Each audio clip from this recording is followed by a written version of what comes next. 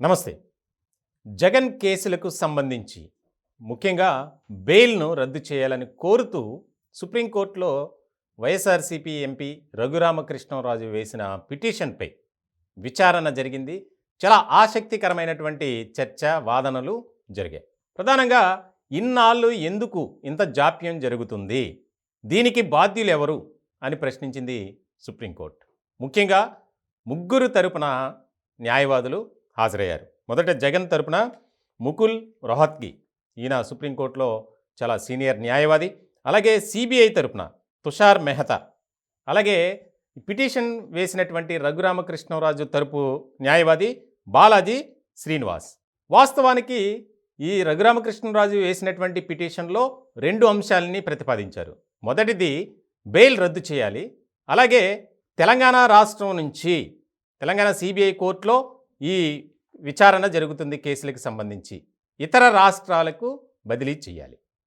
ప్రధానంగా ఇప్పుడు జరిగినటువంటి వాదనలు ఎందుకు జాప్యం జరుగుతుంది, ఇన్ని సంవత్సరాలు ఎందుకు పట్టింది అనే దాని మీద ప్రశ్నించడం జరిగింది. దీనికి సంబంధించి చాలా కీలకమైనటువంటి వాదనలే జరిగాయి. అంటే సిబిఐ, జగన్మోహన్ రెడ్డి తరపు న్యాయవాది ఇద్దరూ కూడా కుమ్మక్కై ఈ విధమైనటువంటి జాప్యం చేస్తున్నారు అనేది ప్రధానమైనటువంటి వాదనగా సుప్రీంకోర్టులో జరిగింది. సుప్రీంకోర్టు ధర్మాసనం దీనిపై చాలా క్లారిటీగా క్వశ్చన్ చేసింది. ముఖ్యంగా ఎందుకు జాప్యం జరుగుతుంది, దానికి సంబంధించిన వారు ఎవరిని బాధ్యులను చేయాలి, ఎందుకు డిశ్చార్జ్ పిటిషన్లు, అలాగే వాయిదాలకు ఎందుకు రావట్లా, విచారణకు హాజరు కాకపోవడానికి ప్రధాన కారణం ఏమిటి, ఇంత జరుగుతున్నప్పటికీ సిబిఐ తరపున మీరేం చేస్తున్నారు అని చెప్పి ప్రశ్నించారు. దానికి సంబంధించి ఆయన దగ్గర నుంచి, అంటే సిబిఐ తరపున హాజరైనటువంటి తుషార్ మెహతా సీనియర్ న్యాయవాది, ఆయనకు సంబంధించి ఎటువంటి సమాధానం రాలా. ఇట్లాంటి క్రమంలో రఘురామకృష్ణరాజు తరపున వాదనలు వినిపించినటువంటి న్యాయవాది బాలాజీ శ్రీనివాస్, ఆయనైతే చాలా ఆసక్తికరమైనటువంటి అంశాలని లేవనెత్తారు. ముఖ్యంగా ఇది కావాలని చేస్తున్నటువంటి ప్రయత్నంగా కనిపిస్తుంది.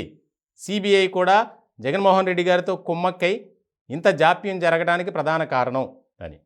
అయితే ఇక్కడ ముఖ్యంగా జగన్మోహన్ రెడ్డి గారి తరపున న్యాయవాది ఎవరైతే ఉన్నారో ముకుల్ రోహత్గి, ఆయన ఒక అంశాన్ని లేవనెత్తారు సుప్రీంకోర్టులో.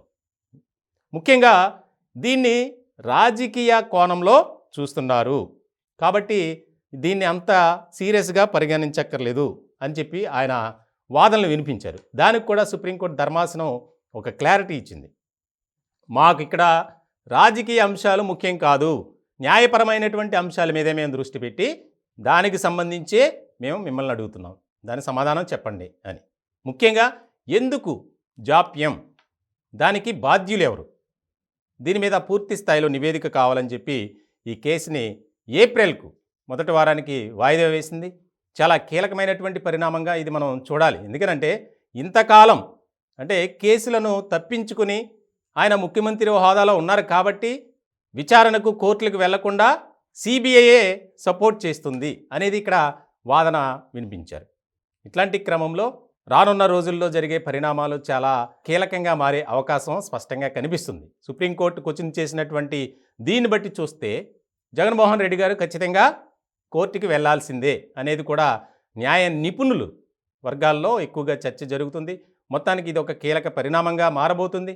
ఎందుకు వాయిదా వేస్తున్నారు, ఎందుకు జాప్యం జరుగుతుంది, దీనికి కారణం ఎవరు, బాధ్యులు ఎవరు అనేది మాకు కావాలి ఫస్ట్, తర్వాత విషయాలు తర్వాత డిస్కస్ చేద్దాం అని చెప్పి సుప్రీంకోర్టు ధర్మాసనం చెప్పినటువంటి సందర్భంలో ఏప్రిల్ వరకు నెక్స్ట్ వచ్చేటప్పటికి దానికి సంబంధించినటువంటి డాక్యుమెంట్స్ మొత్తం నివేదిక రూపంలో మాకు సబ్మిట్ చేయాలని ఆదేశాలు జారీ చేసింది. ఇప్పుడు ఇది సర్వత్రా రాజకీయ వర్గాల్లో ఒక చర్చనీయాంశమైనటువంటి అంశంగా మారబోతుంది.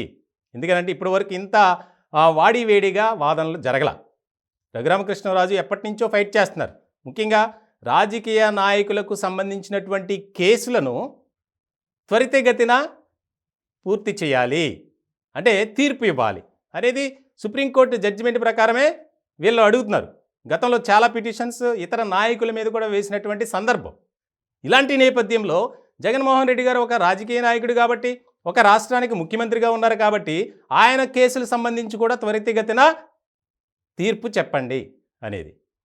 ముఖ్యంగా రఘురామకృష్ణరాజు చేసినటువంటి ఏవైతే 2 పిటిషన్లు ఉన్నాయో దానిలో ఒక దాని మీద సుదీర్ఘమైనటువంటి వాదనలు జరిగినాయి.